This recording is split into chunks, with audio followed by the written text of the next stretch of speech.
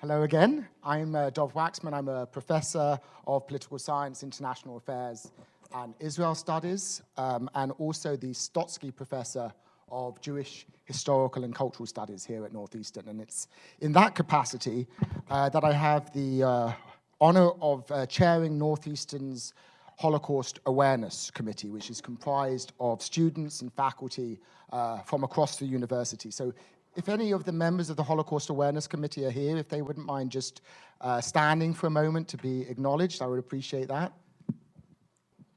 So these are my, thank you. So I'd just like to tell you a little bit about the background to Holocaust Awareness Week, how that came about, and this evening's event in particular. Holocaust Awareness Week was first constituted at Northeastern as a committee in 1991. So it's been going for a while now. We actually started observing Holocaust commemoration events here in the 1970s. So the university's commitment to Holocaust commemoration is long and deep. Our primary mission as a committee is to organize an annual week-long series of events dedicated to remembering the Holocaust, remembering the victims of the Holocaust, but also thinking about the warnings that the Holocaust presents to us and the legacy of the Holocaust. And so each year we look for ways to try to keep the memory of the Holocaust fresh in our minds and relevant to our students in particular. We invite survivors to share their stories. We heard one this afternoon, which was profoundly moving. We have lectures and panel discussions as we're having this evening. We screen films, we stage plays, and this year we even have a dance production choreographed by one of our students here at Northeastern. And the centerpiece of all of these events every year is the Salomon Morton Memorial Lecture, which is now in its 26th year, which is our event this evening. And I want to just give you a little bit of background about this lectureship. And we have, to thank for this, a chance encounter in a barbershop in Cambridge between Salomon Morton, who was born in 1906 in Frankfurt, Germany. He was not only a witness to, but also a personal target of Nazi persecution in the years leading up to World War II. In 1934, he had a particularly harrowing experience, and this convinced him to apply to emigrate to the United States, a process that took 3 years. He eventually came to Boston and spent his life in Boston for many years. He and his wife Sophie were caretakers of the Hillel over at Harvard University, that other place. And it was during his time at Hillel that Robert Morton met Bill Geeson, who was then, at the time, a postdoctoral fellow at the other place at MIT. And he eventually went on to teach chemistry and mechanical engineering at Northeastern for over 40 years. Now, Bill Geeson was quite a bit younger than Robert Morton, but they both came from Frankfurt, Germany. Bill Geeson was born in 1932 and grew up and was educated in Germany during and after the Nazi period. And in this meeting, in this Cambridge barbershop, the two of them struck up a long and close friendship. And so it was in 1994 that Bill Geeson created the Robert Salomon Memorial Lecture as a way of memorializing his friend who embodied the spirit of reconciliation and understanding. And it's that lectureship which is now supported by the Gustl Korman Geeson Memorial Fund and also by a new fund created by Robert Salomon Morton's grandsons, Mike and Evan Morton, in honor of their grandfather. And I hope you will join me in thanking the members of the Morton and Geeson families who are here with us this evening for generously making this event possible and for allowing us and making it possible to bring leading intellectuals to Boston and Northeastern to reflect on the legacies of the Holocaust.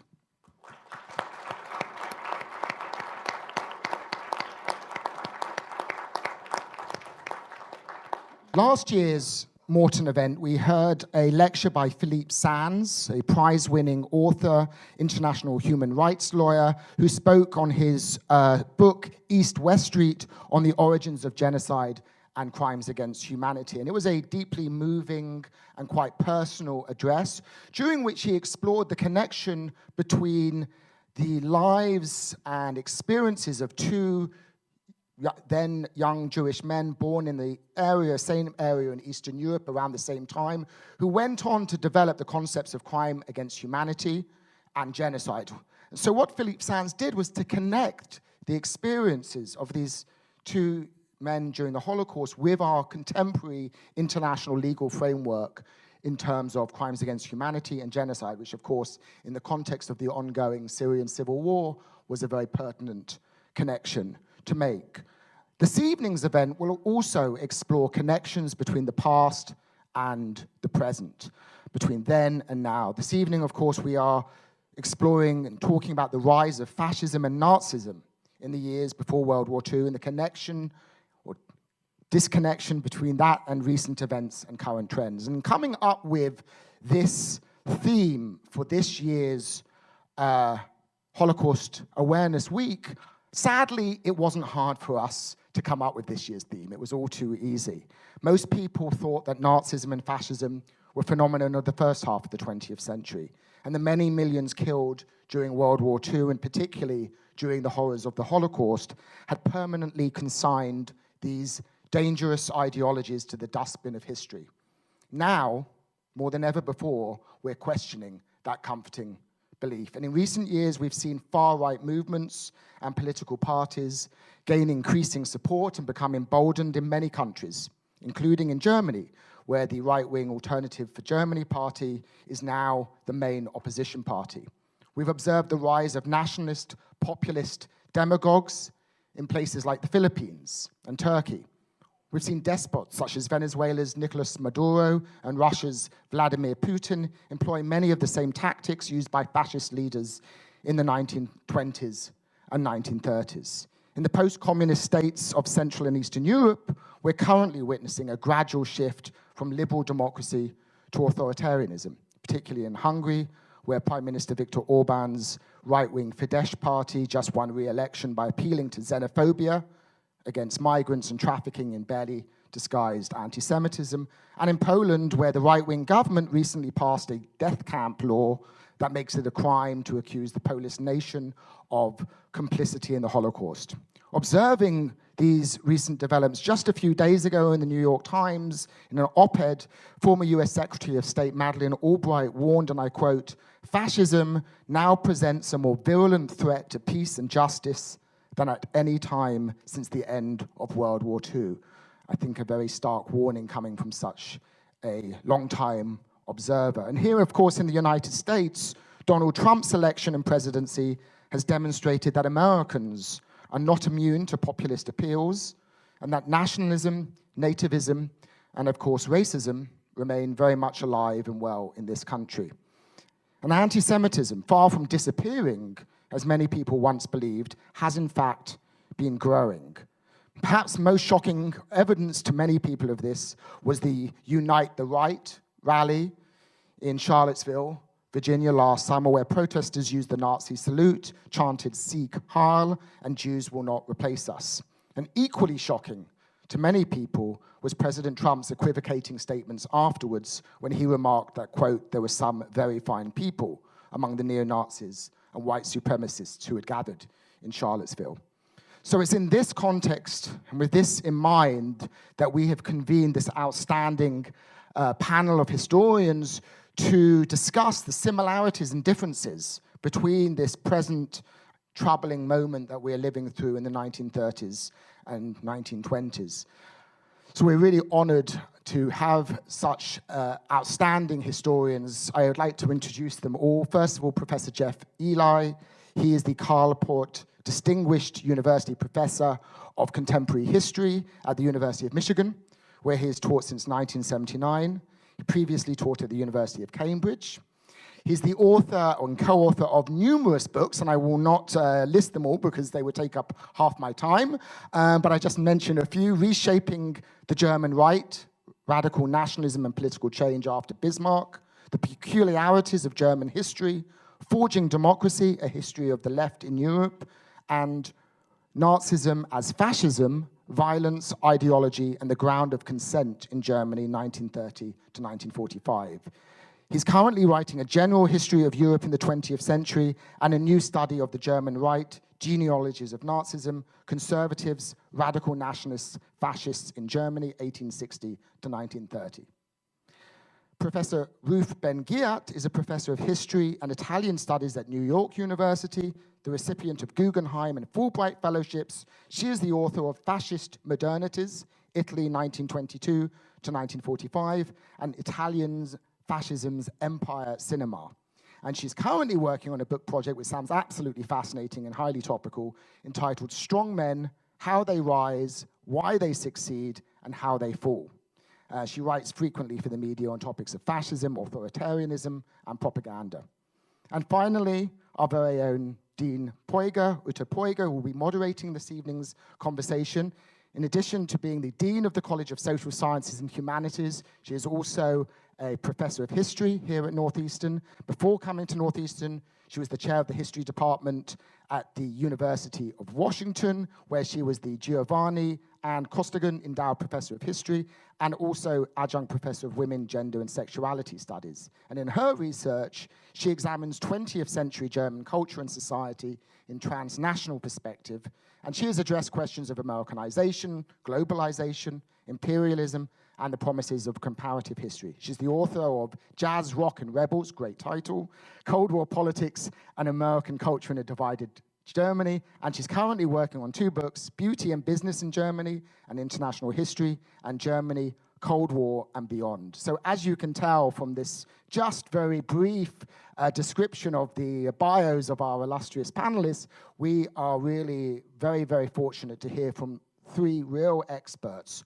on this subject who I think will give us the kind of historical background that's really important and necessary for making sense of the times that we're currently living through. So it's a great honor for me to be able to introduce the 3 of them to you and pass over to Dean Poyger now, who will begin the conversation.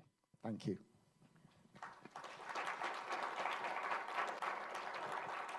Thank you, Geoff, very much for this very kind introduction, and thank you to the Holocaust Awareness Committee, which clearly has brought us a topic for today that is designed to make us think and also designed to provoke us something when you gave us the topic of Nazism, fascism, then and now. I'm very honored, like Geoff, to have 2 distinguished historian colleagues with us here today, and very much look forward to their short presentations as well as to the conversation that will follow. And they will each talk for about 7 minutes, then we'll have a chance to have a conversation among the 3 of us for a few more minutes, and then we will open up to you, the audience, and very much look forward to that broader conversation as well. Let me also say thank you very much to the members of the Morton and Gießen families who are here with us today. This lecture is really always an intellectual high point of our life here at Northeastern, and at the same time, of course, also so much manifests the spirit of, as Geoff mentioned before, of reconciliation, the spirit of really thinking about difficult questions while also seeking connection, that your fathers, grandfathers, and husbands, I hope your mother is still able to join us as well. We hope that Bill Gießen's wife will be with us in a little while as well, that they really personify for Northeastern and really for the broader world. And we are so thankful to you in supporting us in carrying this spirit forward and exposing students as well as broader Boston communities to important ideas that very much, I think, resonate with the kinds of commitments that your father and grandfather had. So thank you. Could I then ask you, Geoff, to get us started with thinking perhaps about the German and European perspective? I know you have a commitment to helping us think about the terms of crisis, as well as some definitions as well, and then Ruth will follow with some remarks. So, I'm very pleased to be here. Thank you for inviting me. How might a history of fascism and anti-fascism in interwar Europe help us understand politics today.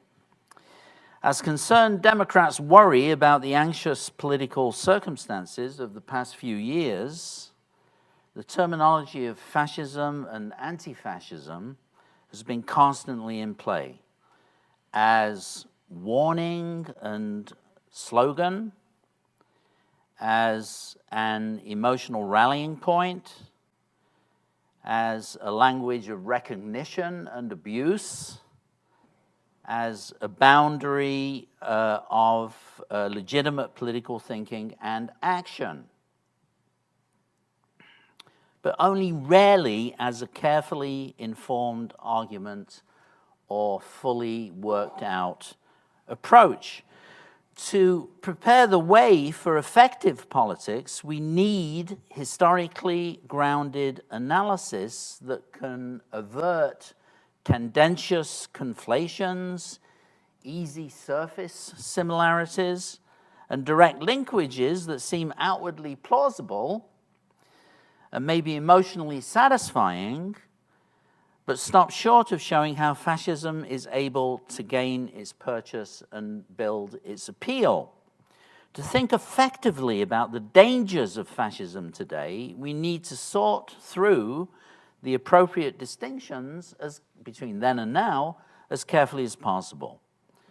What enables fascists to offer themselves as a desirable, out-of-the-box solution for problems, as an alternative to pluralism, negotiation, and coalition building that we associate with democratic constitutionalism? What kind of crisis brings fascism onto the agenda?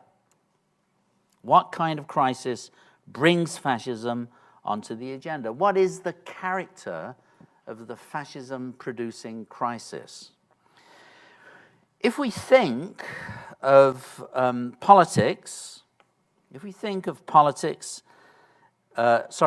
fascism as a type of politics that wants to suppress and even kill its opponents rather than arguing with them,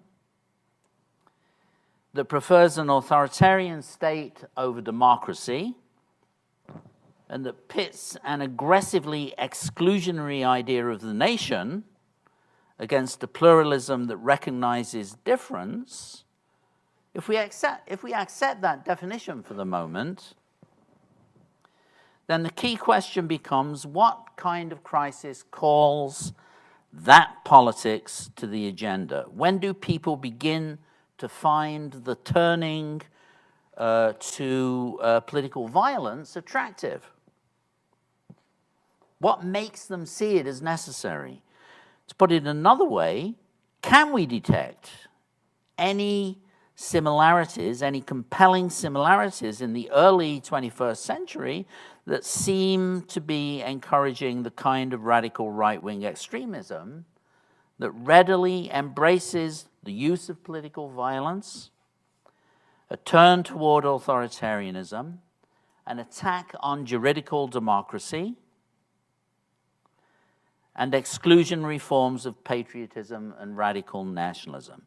And what's the type of crisis that encourages those kinds of politics into existence? What gives them confidence and enables their aggression?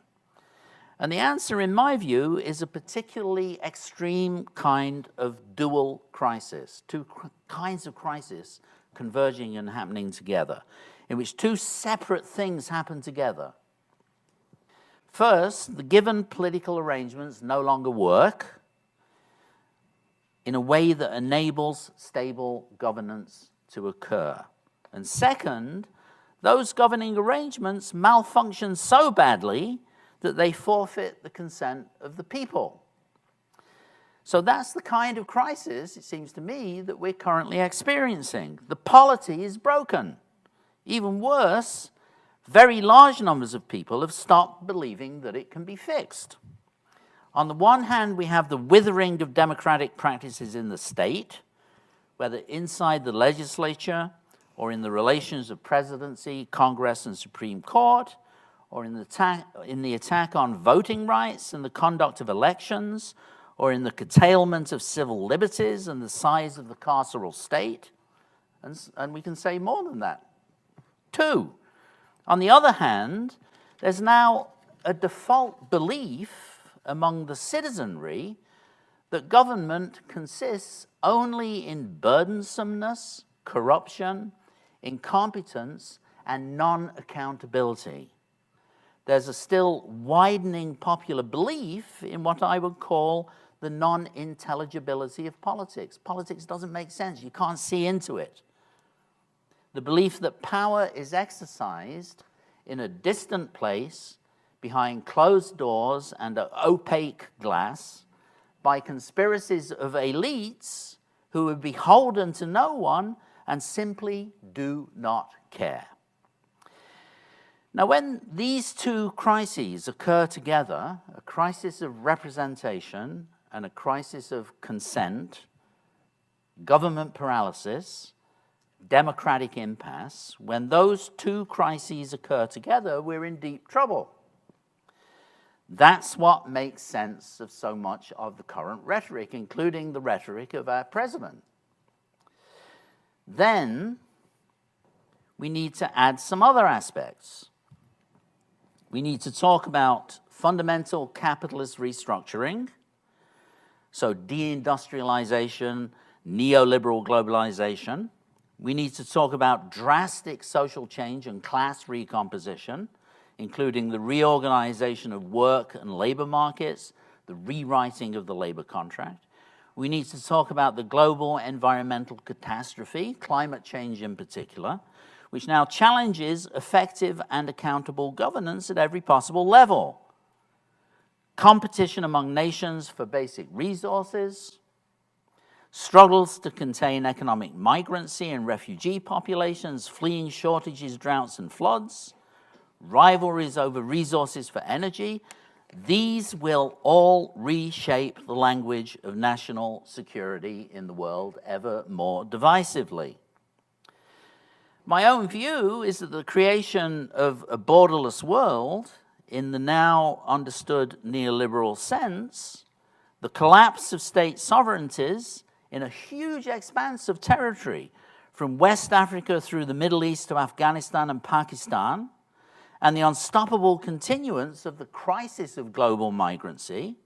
You know, these are obviously shorthands for very complicated problems. These are all generating the materials for virulent popular anxieties about boundaries and borders inside the societies of the advanced capitalist countries. And those conditions unleash dynamics that can only become more and more destabilizing as rivalries over resources grow more and more unpredictable and extreme. Hence the powerful impact exercised by climate change. In the end, it's these anxieties about borders and boundaries and about difference that drive a great deal of the right-wing nationalist vehemence that we've been witnessing in the Trump campaign and the analogous politics in Europe. Fortress mentalities, idioms of politics organized by anxiety, gatedness as the emergent social paradigm, these increasingly drive the authoritarian and violent tendencies of contemporary politics. If we put all of this together, then we have the kind of crisis that can enable a politics that looks like fascism to coalesce. And this is where that contemporary right-wing politics has prospered. This is the value of informed and careful historical comparison.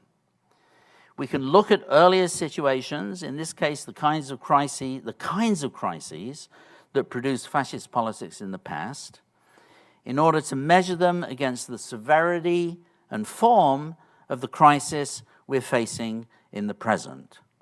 If the core dynamics associated with the rise of fascist states in the past really do seem to be arising now, then what can we do to stop them? As the new administration continues to roll out new executive orders and legislation, and Trump's unique personal style continues both captivating and frightening people, it will be really important to continue asking these questions. Thank you.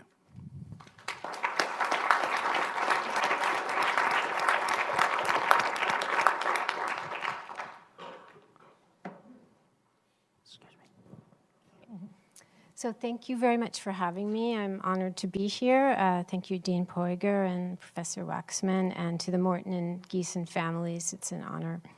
I'm going to pick up a bit where Geoff left off and also approach his point that he made about this dual crisis. One, the fact of feeling, this is part of what he said, that current political arrangements don't work anymore. But there also has to be the belief that they can't be fixed. And so as a historian of propaganda, I'm going to hone in on the role of belief and the role of images in contemporary, in the endurance of certain ways of thinking and the endurance of certain very potent symbols of the right then and now. So it's funny that Professor Eley and I were invited together because 2 years ago, during the presidential campaign, we were together. He put on together with the historian Julia Adeney Thomas a workshop on visualizing fascism, and this occasioned a kind of a new line of work that I started to do, and about which you'll hear a little bit about. And at some point, a paper was given on Nazi collaborationist propaganda. So there were a lot of swastikas and stuff up on the screen. And then we took a coffee break, as happens at workshops and conferences. And at the time, I was covering the presidential campaign for CNN.com, I've probably written about 25 op-eds a year during this period. And I specialized in visual propaganda and Donald Trump. And the first piece I ever wrote was on this montage of things that he tweeted. So I was checking Twitter during the coffee break, and again, the Nazi symbols were up on our screen like this, and here's the coffee. And I saw it was my turn to be the target of a coordinated attack by right-wing trolls, neo-Nazis, who were harassing people with Jewish-sounding surnames. So where's the first one? And some of these are clipped so that you don't see all the swear words and things that come with it. I didn't think you need to see that. The timing and the volume of these messages had the feel of a coordinated attack. And I'm not going to go into detail and try and explain the logic of some of these, but what's important is the use of the same kind of symbols that were stock and trade of Nazi propaganda, which have just continued on. The kind of hook-nosed Jew, the fingerprint, which is the criminality of the Jew. I don't understand all the things going on here, but whatever. And then the habit of, cataloging people by race. So they look you up, Ben-Ghiat, it's an Israeli name. They look you up and then they send you these nice little gifs of yourself. And then this is just, and you're targeted along with other people. It says go back to Israel. That can be your safe space, the usual stuff, then swastikas and all of this stuff. This image puzzled me, and then I did some checking, and I realized that I also had one I'm not showing you where a lot of Jewish journalists got this. Your head is photoshopped onto a body of an Auschwitz, right? You're in your Auschwitz uniform, and it's your head, and you're going in the oven, right? So this is after you've been cremated. This is you, right? So that was the most chilling one of all. So because we're discussing Nazism, let's turn back to something more pleasant. There. Nazism and fascism then and now, I wanted to, explore how durable this imagery has been. Because we are an image culture. We're on Instagram. We're just very, very visual culture. And I think that liberal democracy has never had the types of very graphic, striking slogans that either communism with its hammer and sickle and visual culture or fascism has had. But communism is gone, but we still have the legacy of fascism. So we are losing the war of images, and there's a larger discourse to be said about that. So, but when we mention fascism, we don't have time, what comes to mind? Well, it's amazing how durable the imagery is. We think of marching troops. We think of children performing, choreographed bodies like gymnastics in big arenas. One national case might come to mind. The most common is Nazism. Or you might have differing flags and emblems and bodies in a kind of transnational flow. But either way, when you Google, so this is just a random Google, and what comes to, it's interesting, you get the crowd and the leader, right? You get, in this case, it's Mussolini and the crowd. And what's interesting about this is our mental reflex to default to these two poles, the individual, the Führer, the Duce, and the anonymous crowd, it does capture an essential truth about the workings and appeal of fascism. And studies of fascist aesthetics and ritual bear out the importance of these rallies and these group activities, and they shaped a particular sense of togetherness. And this is Leni Riefenstahl and her movies tried to kind of document this. And these regimes depended on these feelings of togetherness, and which were held together. The Führer, the dictator, was kind of the glue. But the public events of these regimes, which always had plenty of police and informers around, also trained people to subsume their own individuality, to kind of arrange their faces. If you've grown up in a society that is an authoritarian society, you know how to arrange your face in a neutral fashion. You know how to arrange your body in a way that you don't get into trouble, right?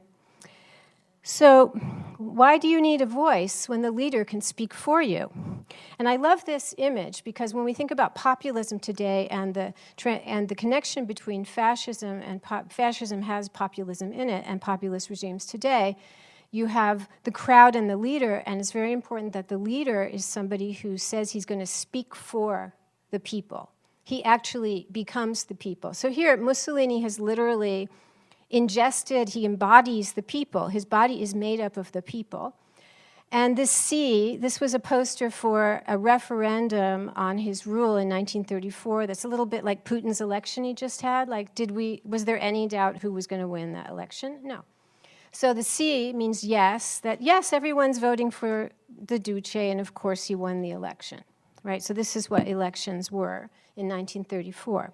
But I like this because it connects this kind of embodiment of the people. But there's one problem with this. When we rely on this image bank of, the unique one and the undifferentiated mass, go back to we are actually replicating fascism's own point of view, including what it deemed unrepresentable and what it most feared, the agency and subjectivity of the individual. In this view, the only unique one, the only person who gets to have his face, seen at close range is the Duce. The crowd is just a crowd. There's no individuality, there's no agency. So what I've tried to do in this work that came out of this visualizing fascism, I took the regime's footage. And by the way, the other problem is we are seeing actually fascism's own eye. This is fascist. When we Google, and the same with Nazism, what you're seeing most of the time is Nazi and fascist propaganda. So how do you get around this? Why do we keep replicating fascism's own point of view? So what I've tried to do in this work, this is a newsreel. It's a still from a newsreel of a very important rally in 1935 in Piazza Venezia. This is the classic, image of the crowd. So I started to go into the newsreel, isolate the frames, blow them up. This is a little crude, and try and get at the faces that normally you see and they go by very fast because they're just part of the crowd. And as you zoom in, something really interesting happens. And this is my last slide. Because when you see these newsreels, they have a laugh track, right? A cheering track, which was put on by the state companies after the fact, okay? That's why I call it a laugh track. And they're all calling out. And it's a blend of real cheers, but usually it's just all done afterwards. But look at these people. Are they cheering? No. Their faces are closed, and all of the stills are like this. This just shows one of them. It's also interesting that they're looking straight at the camera, these women. It's like they know they're being filmed by a fascist cameraman, so they're very neutral. But none of them are cheering, none of them are laughing. Their mouths are closed, and everybody who's pictured in this newsreel, the mouth is closed. Now, this rally was announcing, the invasion of Ethiopia was announcing war, and for these people here, these guys are the age of, they're going to get drafted. Maybe these are their girlfriends, maybe they have fathers or brothers, so they're worried. But what I like about this, it's a way to get out of our endless feedback loop of fascist propaganda. And I think that so the lesson, and it kind of builds on what Geoff said in a different way, we can't take propaganda at face value, because what we're being asked to do by the right then and now is just to believe what we see. We have to manipulate it. We have to go behind the appearance. So this is just a little contribution of what I'm trying to do. And the result is not what it might seem. So I'll stop there. Thank you.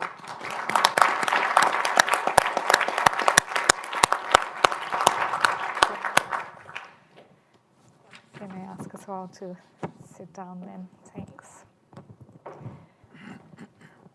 So thank you very much, each of you, for these opening remarks. As I was listening to you, I was struck by how close the connections were that you drew between past and present here in your provocative remarks starting us out. And so I'm wondering whether we can just turn it around for a moment and actually ask you about where you see strong parallels and where you see some differences. And of course, we are also talking about a broad range of contexts in the interwar period, as well as a pretty broad range of contexts. And you have each mentioned a number of them already, from Putin to Trump, for example, to Orban in Hungary, just to give some examples. So I'm wondering whether each of you would just care to say a few words about where you see some real differences as well that we should also keep in mind. And I guess the extension to that is, do those differences also give us some hope, or we just can't rest? Okay, why don't you start, Ruth? I mean, each of us will say some things. There are a lot of recurrences, one of them mentioned by Geoff, the sense that the solutions that we have available to us politically are not working anymore. Also I study masculinity because I'm writing The Strongman. I've always studied masculinity. The sense that a lot of the leaders of the genre of David Cameron and Matteo Renzi, you do have Justin Trudeau and Emmanuel Macron, but that this kind of pretty boy, a lot of these strongmen, they're old and they're very macho, right? And so that we need a new kind of leadership to take direct action. So that's similar, the sense of a crisis, a sense of a void, and that a new model of leadership is needed. The other thing I'll mention is both the 1930s, late 20s and 30s, was great anxiety about demographics, about the decline of white hegemony, about the rise of peoples of color. Mussolini, if I take some of the stuff and show you what Mussolini used to say, this is before Hitler came to power. In 1927, he talked about that the white man's going to be submerged by peoples of color. And it's a kind of a broader, it's not about Jews, it's a broader view about whites versus peoples of color. And bodies on the move, mobility is a big issue. So back then, it was a little more amorphous. So here you have why did all this explode after the migrant crisis? You have, bodies of color who are threatening to come into your borders. And this is the kind of anxiety that Steve Bannon, he talks about invasions, and Stephen Miller and Trump, of course. and Orban, they're all worried, they're putting up fences, and you've talked about this, concerns about boundaries. So that's a big, big parallel, this kind of racial anxieties about people's on the move. Yes, so I obviously really agree about that. I think the most, in terms of ideology and outlook and ideas and what's moving people towards the radical right, I think it's the anxiety about boundaries in the ways that Ruth just mentioned and that I tried to illustrate. I want to highlight two similarities and two differences. Mm-hmm. And in my view, the differences don't disqualify the comparison. So the similarities are, for me, fascism is about killing your opponents rather than arguing with them. Okay? I mean, it's as stark as that. It's the departure from the grounds of political civility that are crucial to democratic constitutionalism. Okay? So you argue with your opponents in elections, on the speaker's platform, you win arguments because there's a voting day that's coming up. Fascists depart from that ground. You don't argue with your opponents, you disqualify them, you beat them up, and you even kill them. That's the lesson of 1919 to 1921 and 1930 to 1932. And I think in the Trump campaign and in analogous situations in Europe, we've reached that ground of violence. Okay, it's not the same, but there are a set of possibilities that have been enunciated that are very disturbing. And we know that since Brexit in Britain, since the elections here, there's a shocking growth in the incidence of violent expressions of prejudice and political hatred. Okay, so that's one similarity. The other is less obvious because we don't easily remember that when the Italian fascists came to power in October 1922, despite the mythology of the March on Rome and so on, and when the Nazis came to power at the end of January 1933, they didn't come by means of a violent coup d'etat or an uprising. They came as as part of a negotiated coalition government. Okay, Hitler's first government was a coalition government in which, aside from the chancellorship that Hitler held, the Nazis held only 2 ministries. All the other ministries were held by more conventional conservatives and civil servants and experts and so on. And I think it's worth keeping that in mind when we look at the composition of this first Trump presidency. Okay? So those are my two similarities. What are the differences? No First World War. We can't understand the rise of fascism in the 1920s and the early 1930s without, kind of factoring in this really important context of the mass violence of the First World War and the instabilities of revolution and counter-revolution after 1918. Obviously, we don't have an exactly analogous situation now.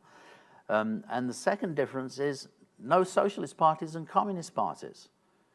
The possible source of anti-fascism in the 1920s and the 1930s, the principal source were, really strong socialist parties and communist parties in Europe.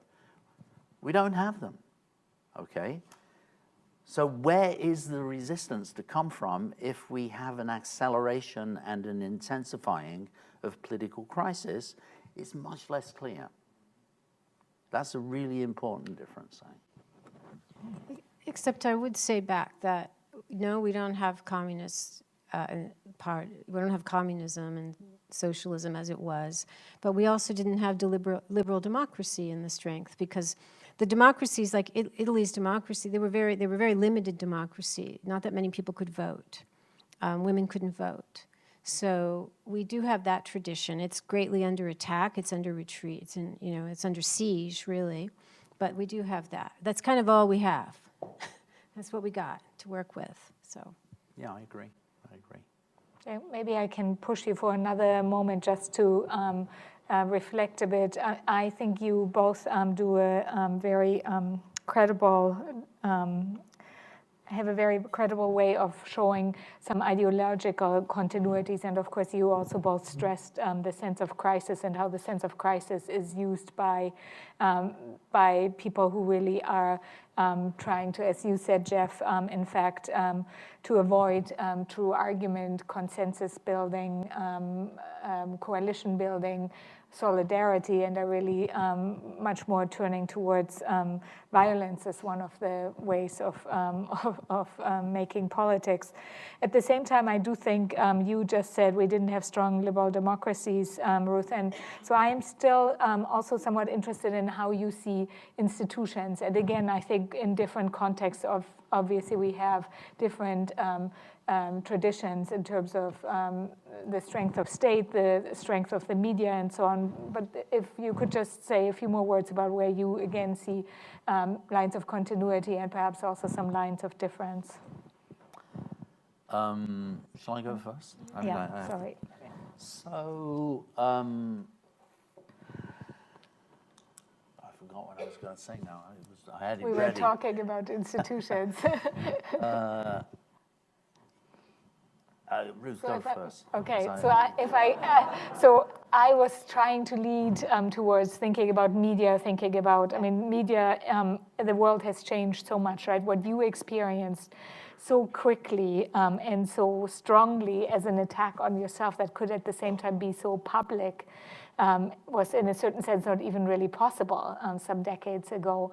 And then at the same time, of course, we have a quite diverse media landscape as well, just to give that as one example of thinking about both continuity and change.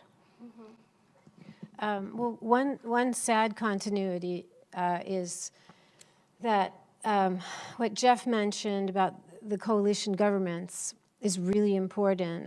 I've been doing a lot of work on, the analogous thing of how Mussolini got to power. And all strong men have to have elites who enable them, right? They're nothing without their enablers. And these are elites who make deals with the leader. They invest in this leader. And once they make their deals, there's nothing that leader can say or do, and they're going to stick there till the bitter end. That's unfortunately how it is. So the GOP has behaved in a textbook fashion. Roy Moore, pedophilia, check. Trump, grabbing private parts, no problem. We can say they don't care because they have, what happens is that, these parties, there are people who've been wanting to do things anyway. So, and then the strongman comes up, or the authoritarian, and he is their vessel. Or they're very frightened of privileges that are going to fall and changes. In our country, there was this huge resentment at having had Obama for 8 years, and on racial grounds as well as political grounds. So the GOP and evangelicals and all of this coalition that he put together are going to stay with him no matter what, and that's what Pence is there for. And they don't care. Nothing, as you've seen, nothing is going to make them separate. And the only, if you look at all these case studies in history, the only thing that causes them to withdraw their support is a severe economic crisis. Like Berlusconi, the only reason they got rid of him is the Eurozone crisis in 2011, or a ruinous war. Otherwise, it's very difficult for that. So that's one institutional continuity. So did you remember what? Yeah, I remembered. So I wanted to say first that I'm not apocalyptic. I don't want to be heard as saying we're on the brink, okay? Because we're not, but for me, it's all about trying to understand where the potentials are for certain logics that we can already see developing further, right? But I don't think we're on the brink of a descent, an immediate descent into fascism. I think certain things are really worrying, though, in relation to the strength of the institutional resources. Okay, one of the most disquieting symptoms, harking back to one of the things I said in my presentation, is the degree of cynicism and disbelief in which Congress is held. Okay, so in terms of approval ratings, it's been consistent since the early 2000s, right? That the disapproval ratings for Congress are unprecedentedly low historically, and they rarely make it into double figures. Okay, now that is incredibly disquieting in terms of what I was arguing about, a crisis of consent, a crisis of disbelief in the existing political arrangements, a crisis of credibility, so that there's no longer a very widespread and deep conviction on the part of the citizenry that the political institutions are doing their job or are capable of doing their job. So that's, back to this question of institutional resilience. It seems to me, of democratic arrangements, it seems to me that they're really seriously in jeopardy. And just building on what Ruth just said in terms of the bargain that the elites make with fascism, whether it's in Italy in 1922 or in Germany in 1933. The priority in both cases was the destruction of a democratic opposition and its institutional structures. Once that's accomplished, and in the Nazi case, it was basically destroying the labor movement. Once that's accomplished, they make their peace. The elites make their peace with whatever comes. Did the business elites in Germany want war as it occurred in 1939? No, not particularly. But did they put up any significant opposition or critique? Not at all. Then pragmatics win over, okay? So I really agree with that.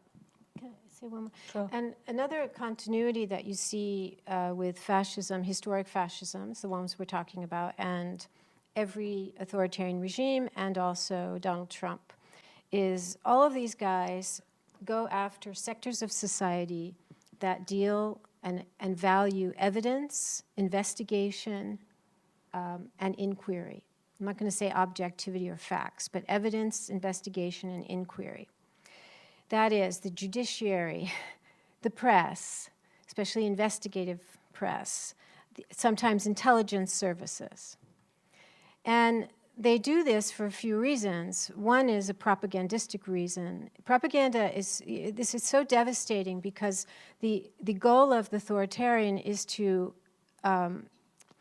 sow uncertainty in people, to make you lose faith in, to lose your faculty of discernment, to be uncertain about what is true, and ultimately to lose faith in yourself because you can't trust even your own critical faculties, your own critical thinking.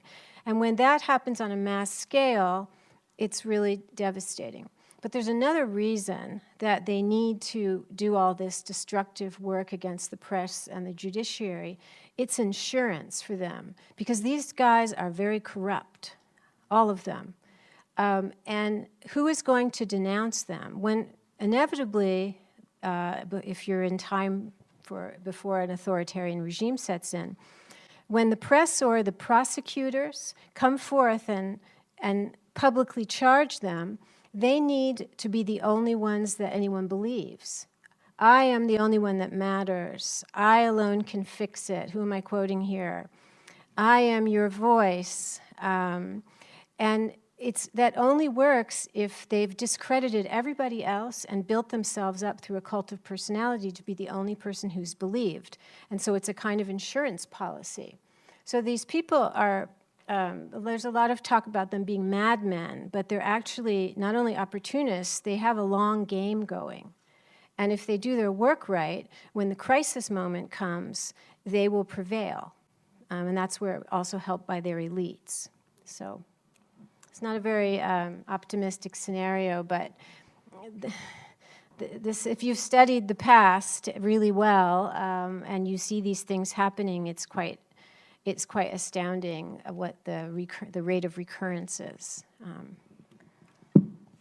So I'll ask one last question, and then we'll turn to you, the audience. So please get your questions, perhaps challenges ready for more interaction with this group.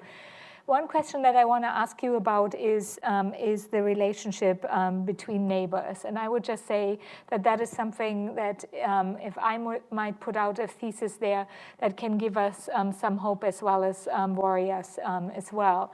One of, I think, the lessons that we learn from the study of totalitarian regimes, and especially fascism and National Socialism, is that it in fact fundamentally corrupts relations between neighbors and sometimes even between friends. And that is one of the most worrisome things, that really the social fabric of communities can be destroyed.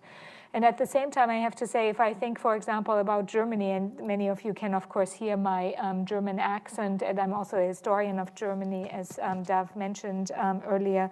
One of the things that I find quite striking is that while we do have the rise of the AfD, for example, in Germany, in many European cities, as in cities in the United States, local politics, fortunately, matters quite a bit as well.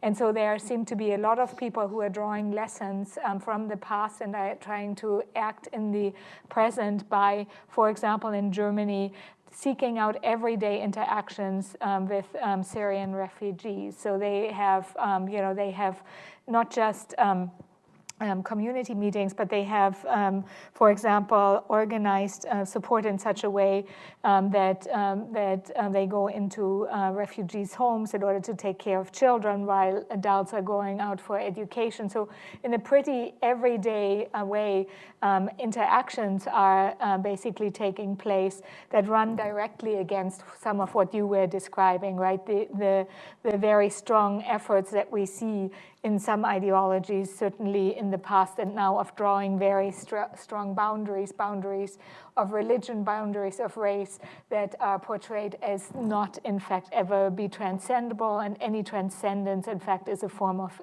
deviance. That was, of course, one of the prime mechanisms of fascism and National Socialism as well. And so I'm just curious whether the two of you, where you can see some moments perhaps where you see again some counter efforts as well that exist today, and of course take somewhat different manifestations in different contexts. So I mean, I agree. I would begin my answer to that question in exactly the way you built up the question that you asked. I mean, I do think that this is the non-apocalyptic aspect of what I'm saying. I do think it's important to remember that in each of the societies that we're considering, whether it's the US or Germany or any other of those European contexts, the political cultures, the public cultures, and the expressions of opinion we can find at the level of civil society are divided. All of the politics. In each case, the politics that we're describing is a contested politics. It's not as though there is no opposition. And it does seem to me that the most hopeful signs of vigorous, healthy democratic response to the refugee crisis in Europe or to the attack on immigrants in the United States are these grassroots responses on the part of another part of the citizenry, And I do think that at a level of personal ethics, you know, in everyday life, then one of the most important ways of speaking back against this new politics of the right are everyday acts of human solidarity and human kindness, actually. So I really agree. Yeah, I think that's all the more important because what Trump's been trying to do is, since he appeared on the scene in 2015, he's been giving Americans, his followers, an emotional training. I really see it like that. That is designed to kill off empathy and compassion. And even tells a little fable that he likes to tell called about the snake. That the moral that a woman takes in an ailing snake. So she takes in a neighbor who's sick, let's say, and then the snake bites her. And she says, well, and he's told this at like 6 or 7 rallies. He really like wants you to get the point. And the person who took the snake in says, how could you have done that to me? And the snake said, oh, shut up, old woman. You knew I was a snake before you took me in. So it's like you were a dupe for having done an act of kindness. So he's doing that. On the other hand, to be more positive, you know, what's happened is with so many of us, we see what is so precious and what is at stake that we took it for granted before. And there's a huge amount of organizing going on, and also at the level of civil service, a lot of this stuff is not reported. There are a lot of amazing organizations that have been founded. I advise one called Protect Democracy, and the core of it are lawyers and civil servants who were, many of them in the Department of Justice under Obama and also under Bush. And they have left their jobs, and they are expanding every month, people leaving high-paying jobs to work for this nonprofit. And there are many organizations like this that are working behind the scenes. They're pursuing a legal path. They're suing.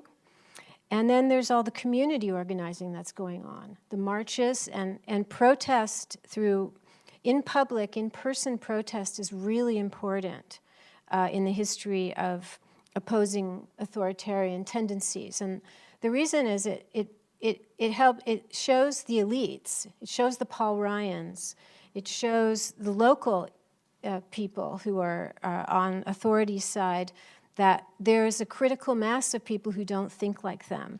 And it also shows people who are at home who are too afraid to come out because, you know, in Hungary they're using facial recognition technology, by the way. It's a small country and they can do that. If you go to a protest, they are using technology to identify you, and you could just be sitting there, not even with a sign, and then they will come to your house. This is authoritarianism. And so many people are too afraid to come to a protest, but if you see so many people out there, you will think, well, I can do this too. And that happens on a local level. So I feel hopeful for that. There's a lot more going on that the media doesn't report necessarily. I wish they would, because it's heartening and it makes us feel like there is strength to our democracy. So, end on a happy note. Thank you. It's really time to get questions from you, the audience. So let's collect 2 or 3 questions. Oh, it's quite busy over there. So, and if you could just briefly say who you are. Tim Brown, professor in the history department here at Northeastern. One of the things we haven't talked about so far is youth. So historically, fascism was a youth movement. And we mustn't forget that fascism, historical fascism, wasn't just a matter of top-down compulsion, but a site of great enthusiasm, and indeed was seen as a sexy and cool thing for young people in many cases, especially young men. And it seems like there's a certain continuity there with the so-called alt-right and the sort of internet culture that fuels that. And I wondered if you could comment on similarities or differences there, and what accounts for this enthusiasm. If we could just collect a couple more. So I'll add my voice. I'm Lori Lefkowitz. I direct the Humanities Center here at Northeastern. And Ruth, first I want to say that this image is very, very striking. And I was I wanted to respond to your, or ask about, you're saying that we're losing the visual war, and ask what other strategies of resistance you think are actually effective. You mentioned the power of marches and the crowds, and I've participated, like many people here, in the Women's March and the March for Our Lives, and had a kind of depressing feeling that it wasn't actually important, that somehow, we have a Congress that doesn't have the courage of any convictions anymore. So I wanted to ask everybody there if you have thoughts about effective strategies of resistance and the extent to which these popular marches are or not effective, and what to say about the Republican Congress. And so there was a question right behind you, Laurie, and then we'll take that, and then we'll continue to hand back for the next round. Thank you very much for scaring the hell out of us. I think I've been, as many of my colleagues know, my name is Jose Buscaglia, Chair of Cultural Societies and Global Studies, and I've also been warning people for a long time that this is happening, because I'm probably one of the few people my age in this room who has lived under fascism. I grew up in Franco, Spain, and spent 20 years working in the Castro brothers, Cuba. I want to actually remind us of another precedent, which was the Civil War in Spain, where we reacted too late and then we fought each other harder than we fought Franco. But I have two very specific questions for you. One, could you talk a little bit about what happens to universities and the role of intellectuals as fascism sets in? And second, Hitler and Mussolini and company didn't have drones, bots, and social media. And I wonder if you could talk a little bit about that today. Do you want to get started, Ruth? Yes, they're very disparate. Well, about the youth and the alt-right, Geoff showed, some pictures of what was notable in the pictures that he showed of neo-Nazis and stuff. It's all young men, right? And this is not to cast aspersions on the young men who are here, but this is also about patriarchy. This is about worship of the male leader by men who need something to believe in, right?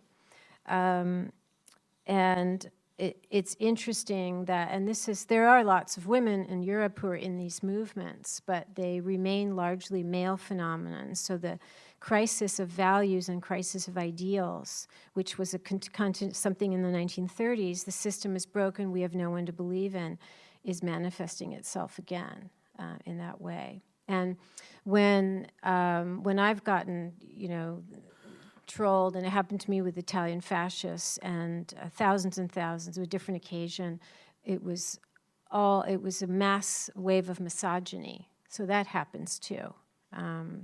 So that's that. Do you want to check, because we have all these different questions? Yeah, so on the question of youth, I mean, I think it's important to, reiterate what I said in a slightly different context a bit earlier, that that there's a contentious and divided situation, so that we have lots of evidence that the younger parts of the electorate were actually available for a very different politics, whether it's, say, in Britain around Brexit or in the last presidential campaign. So I think it's very easy to move from the compelling evidence of an angry young masculinity now to an overgeneralized or an inflated reading of the generationality behind far-right politics as opposed to other kinds of politics. And I think it's true, though, that as you said, that fascism in interwar Europe, a really important part of fascism in interwar Europe was its generational drive, and it was very much about youth. I'm not sure that carries across, outside what Ruth, the forms of angry young masculinity that Ruth was just referring to again. No, because look at the example of a protest against gun violence at Parkland. Yeah. It's, that's a very powerful youth. I'm very optimistic with that. I think that's one of the biggest grounds of optimism, actually, once you start building on recent very immediate experiences like the gun question. Yeah, and their social media is unparalleled. It's this. I'm not telling you anything you don't know. It's the ultimate double-edged sword for propaganda, when it's used. And it depends what side you're on. This goes back, right? But I do think that we are losing the visual war. I have a op-ed in the works, but I haven't finished formulating my ideas. But if you look at, Democrats haven't quite, we don't want to descend to the level of Fox News. Fox News is like when you look at the graphics and the way that, the screen is laid out, it's from tabloid culture. So do we all want to go there? I don't think so.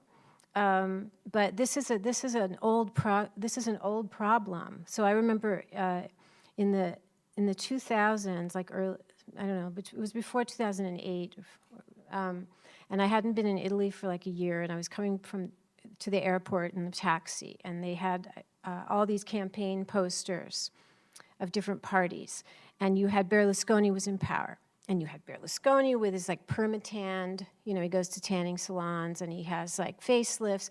So you had his very pleasing face with super white teeth. Then you had the neo-fascists who had really catchy graphics. They, the right has these, it wasn't swastikas, but they had the flame. Their graphics are very well done. Then next to that, you had a wilted daisy. And my heart sank. I thought, really? This can't be. Because the Partito Democratico, which was the equivalent of our Democrats, the center-left, it kept reformulating itself, which was a symptom of its crisis, and it had fixed on the name of Margarita, which is a daisy. So its symbol was this slightly wilted daisy. So you have this, Berlusconi's face, which is a whole thing. You have the flame and the sword of the right, and then you have a wilted daisy. Well, who's going to win that contest, right? So when I look at the Democrats' campaign, videos and stuff, some of them are really good, and they tend to be the ones that are crossovers because the candidates are from the military. But we shouldn't all have to be veterans, and I have huge respect for veterans, and these are some great candidates. But we shouldn't all have to be picturing ourselves in missiles and in helicopters. There has to be another progressive message that we can use to counter Fox News and Trump. And I think we're still searching for that. That's just in our country, Well, I agree. I think the biggest failure is at the level of the National Democratic Party and its state level affiliates.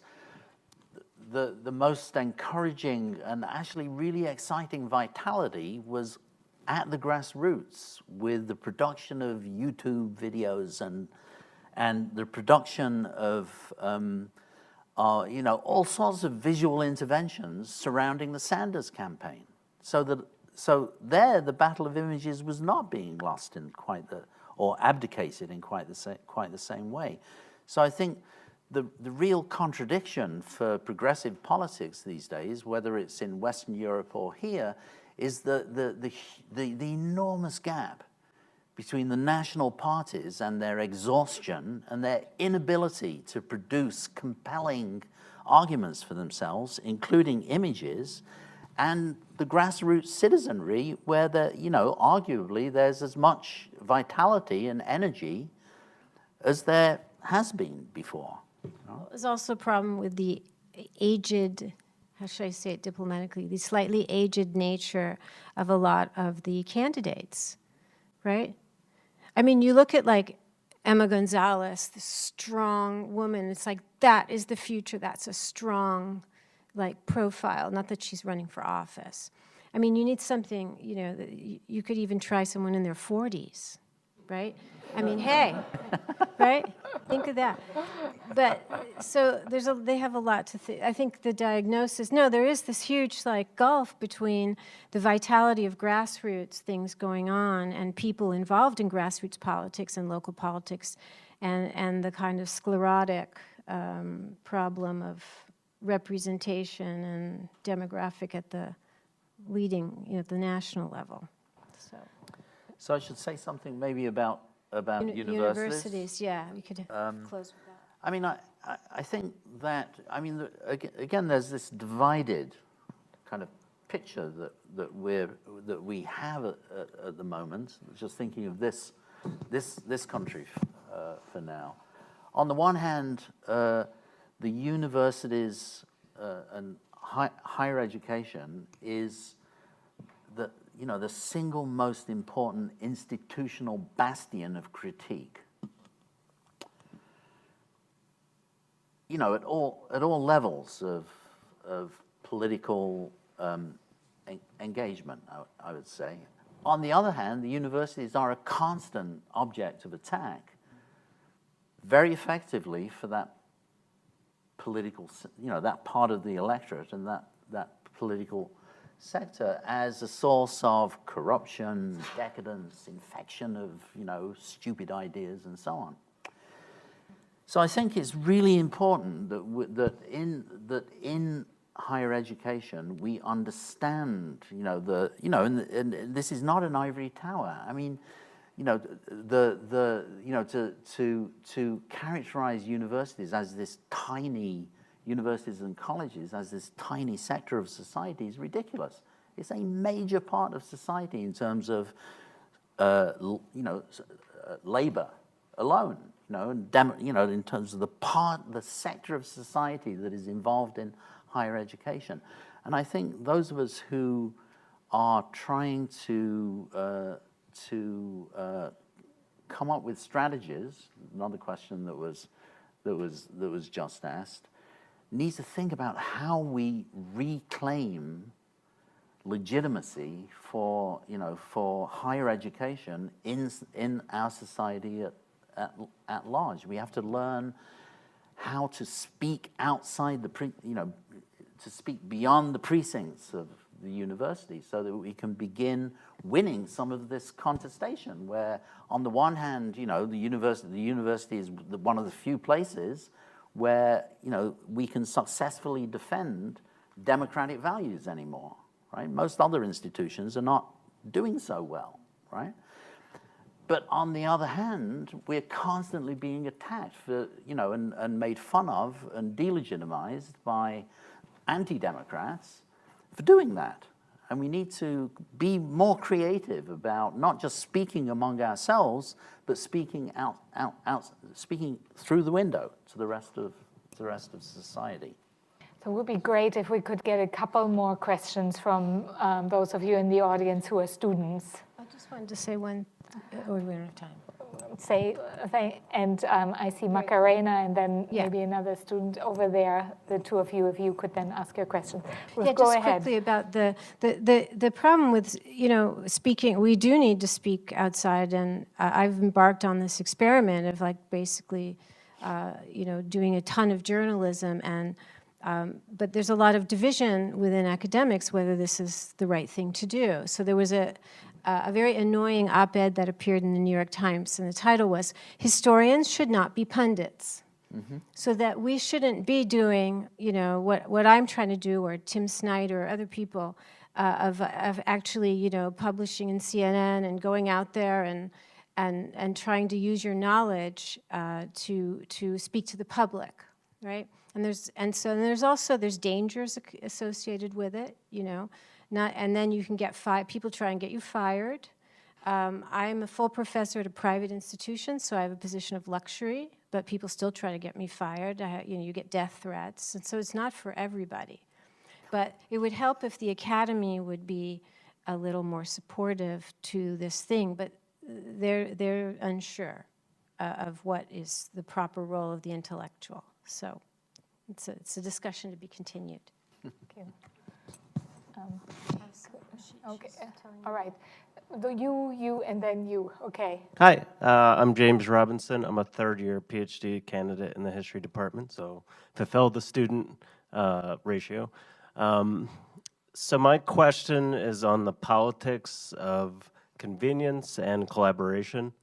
Geoff, you mentioned the German industrialists sort of making their peace with the Nazis, and they might not so much like the anti-Semitism, but at least they'll get rid of the communists and confront the Soviets. Thinking about sort of similar convenience and collaboration in our sort of current day, some aspects of comparison could be the sort of Wall Street Democrats might not like the protectionism, but they do like the tax cuts, or universities might not like the Muslim ban stuff, but they do like that Trump will get rid of the unions bothering them, or whatever else. Like, what can be different, and what is sort of, you're seeing similar sort of trends? Could we get the microphone here?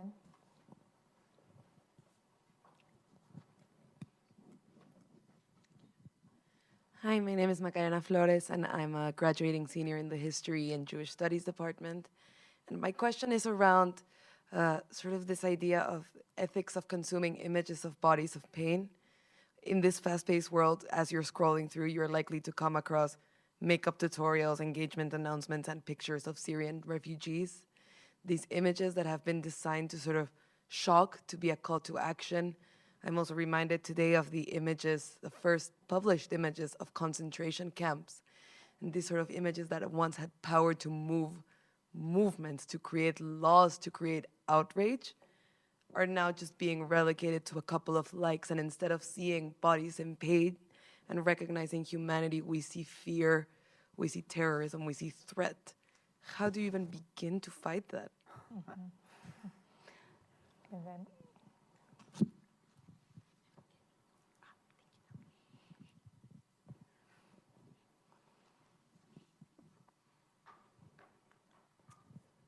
Hello. Okay.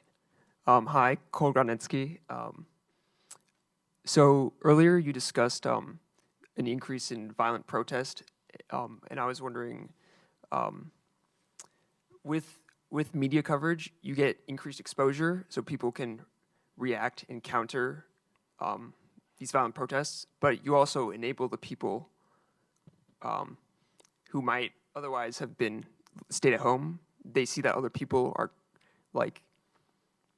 now being violent, and they feel enabled to be violent as well. So from a journalistic perspective, would it be better to show these violent protests or hide them?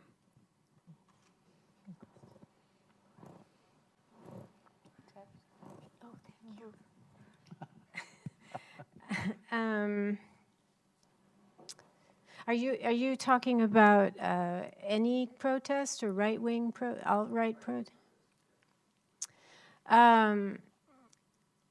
I think that it's important to show them, because had we not seen them in Charlottesville, because there's a lot of denialism, just as there's Holocaust denialism, there's a lot of propaganda about the left making up things. And I think it's important to show them. I think there's a way to show them without glamorizing. Glamorizing the right is a big problem. Glamorizing dictators is a big problem. And the other problem is that, they crave attention. Richard Spencer and a lot of the little groups, they need attention.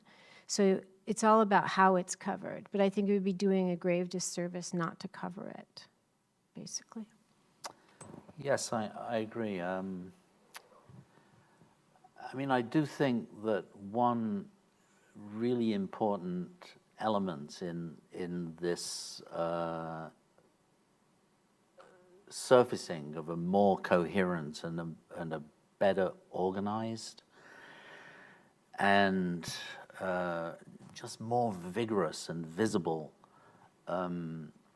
far right has been the ease of communication that social media and new technologies have enabled, because if you look at the maps that the Southern Poverty Law Center produces showing the distribution of hate organizations over the years, there has been an increase, certainly, but there's still a pretty high density of such activity across the country over the last 10, 15, 20 years, going back into the 1990s.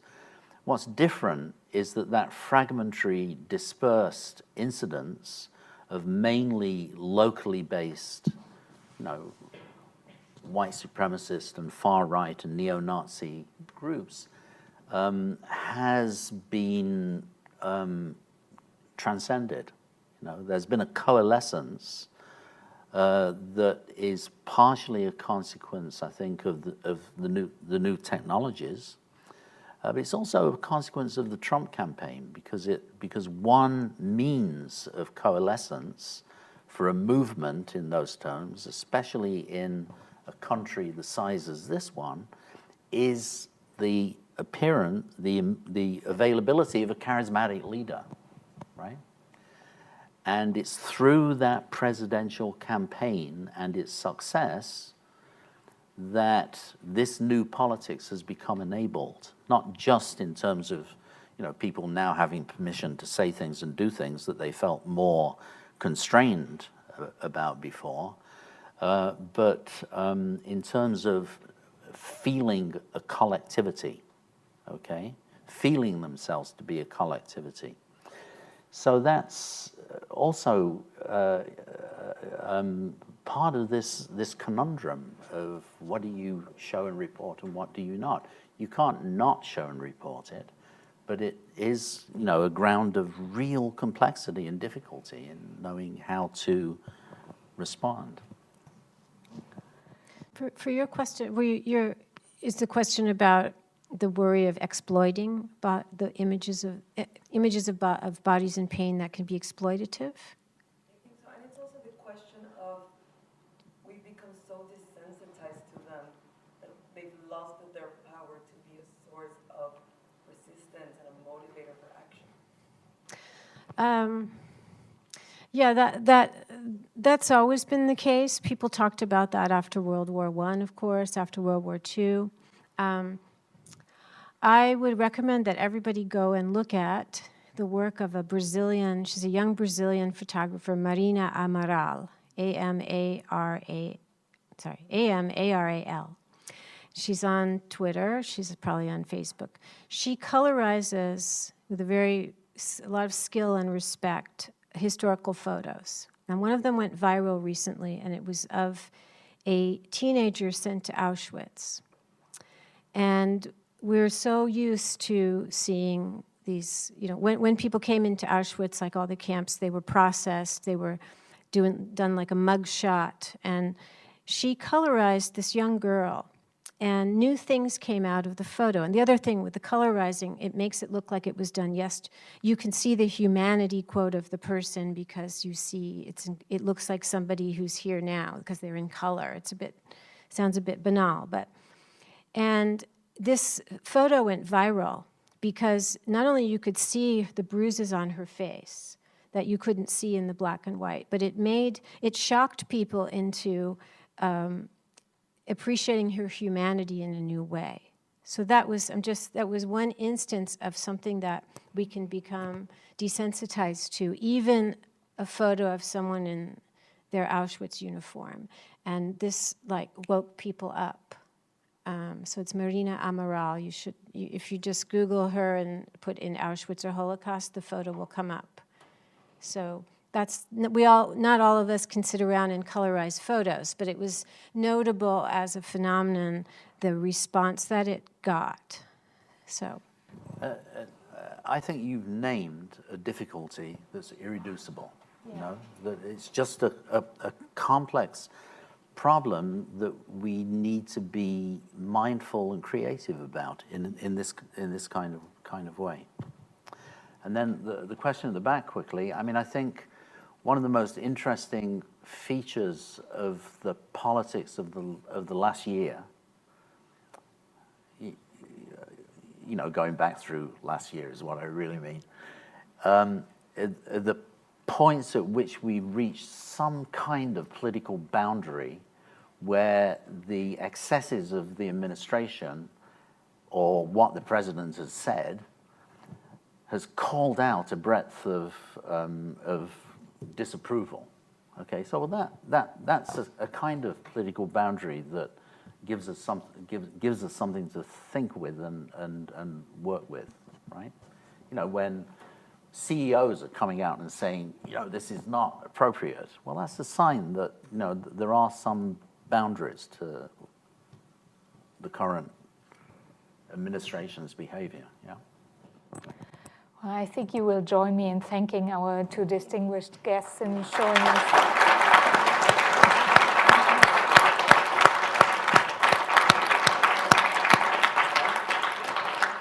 Yeah, so thank you for many frameworks for showing us dangers, as well as frameworks for recognizing one another's humanity.